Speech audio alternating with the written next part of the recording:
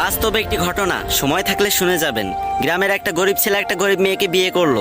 বিয়ের পরে ছেলেটি মেয়েটিকে জিজ্ঞাসা করলো, আচ্ছা তোমার জীবনে কি কোনো স্বপ্ন আছে? তখন মেয়েটি বলল, হ্যাঁ আমার জীবনে অনেক স্বপ্ন, আমি একদিন অনেক বড় ডক্টর হব, কিন্তু আমি যে গরিব।